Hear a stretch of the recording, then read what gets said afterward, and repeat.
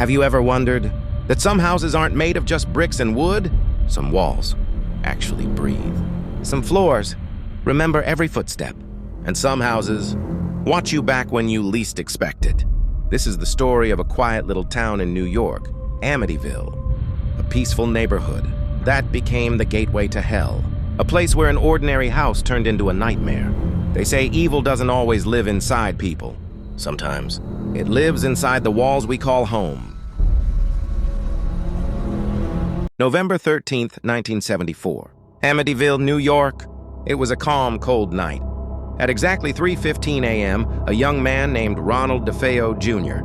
woke up, grabbed his rifle, and went room to room, shooting his entire family in their sleep.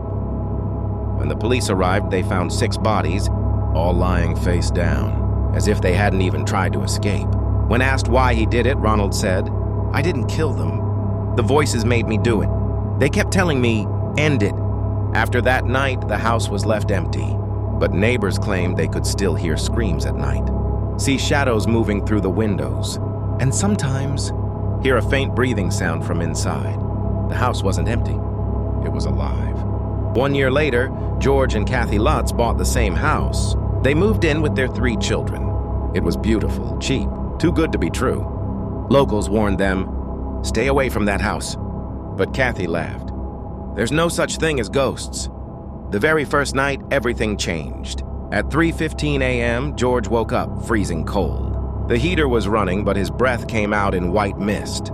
Then he heard footsteps downstairs. He went down slowly.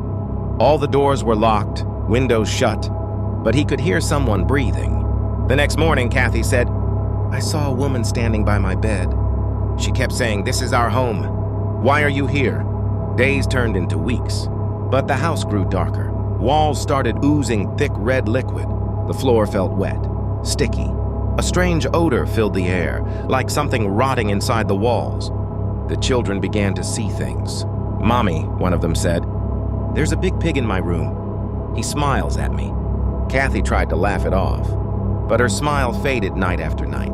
George started seeing himself differently in the mirror. His eyes turned red. His face looked older, twisted, like the house was changing him, molding him. He began waking up every night at exactly 3:15 a.m., the same time the murders had happened. Doors creaked on their own. Whispers echoed in every room. And then came the voice, "Leave now. This is not your house. It's ours." Desperate, Kathy called a local priest for help. The moment he entered, he felt it. The air was thick, heavy, like something unseen was watching. He began sprinkling holy water, whispering prayers.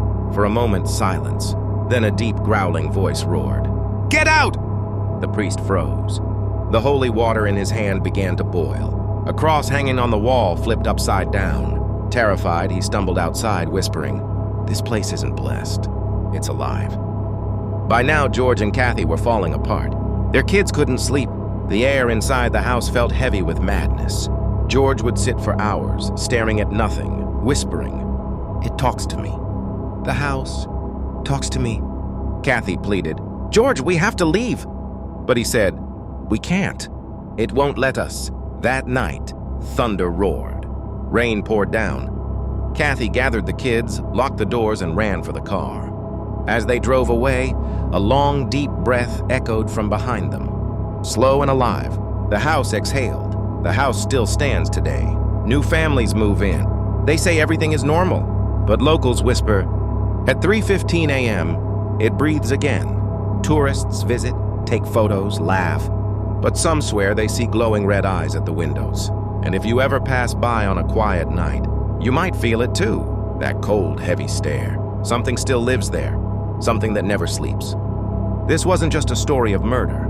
It was a story of evil, the kind that doesn't die. Evil that clings to walls, that whispers in the dark, that feeds on fear. Some houses are built with bricks, others are built with sins, and those houses never stop breathing.